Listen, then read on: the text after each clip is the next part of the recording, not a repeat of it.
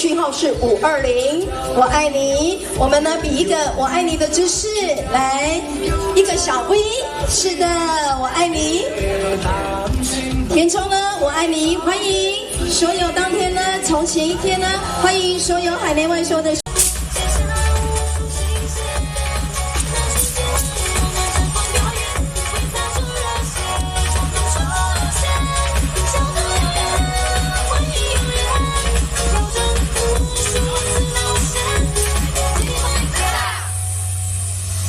好，就我们有10K 的啦，半马、全马，让大家衡量自己的能力。因为跑步虽然是一个很简单的，大家都会，但是它其中还是有很多的运动技巧跟奥妙。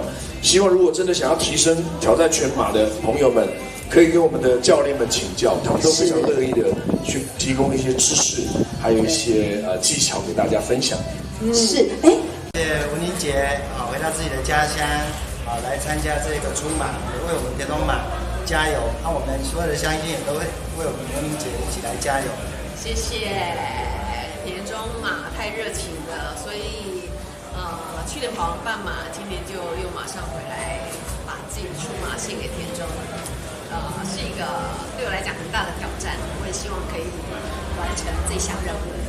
那这次特别的是，除了您来之外，您还带谁一起？对，我还带了，我们刚开完台视8连档生生世世，在明年是明年的大戏8连档。那这次带了米可白、嘉珊姐，还有陈文珊，还有戏里面的男女主角，然后还有好朋友刘志汉呐、孙淑妹啊，他们都会来共襄盛举的。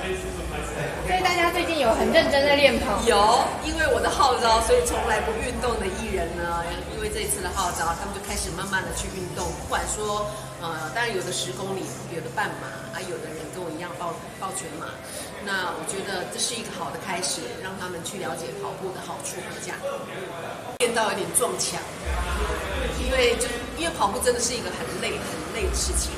那我这一阵子在练习，就是有跑几次的20公里啊，或15公里，那已经是最极限的。那我剩下的20公里呢？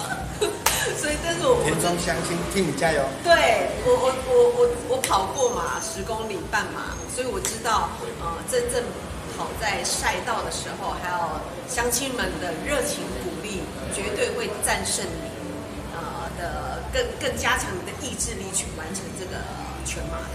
所以我自己也期待。马拉松即将在11月9号及10号展开。那我们预计在11月9号中午开始，就会有大量的这个选手及眷属会进入我们田中。那包含我们在主会场的活动及周边。那下午我们在3点半有一个米宝亲子路跑，会有3公里的这个市区活动。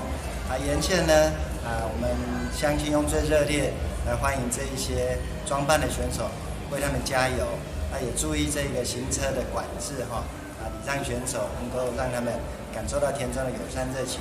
那更重要的是隔天11月10号早上，我们即将会有16500位选手在田中活动。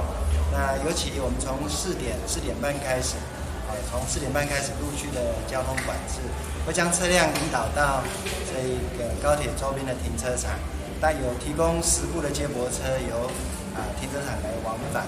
那特别提醒，搭乘一大早7点20以前的这一个台铁的乘客、高铁的乘客以及我们台铁的早班车，因为有管制的关系，希望你能够提早出门才能够赶上这一个车班。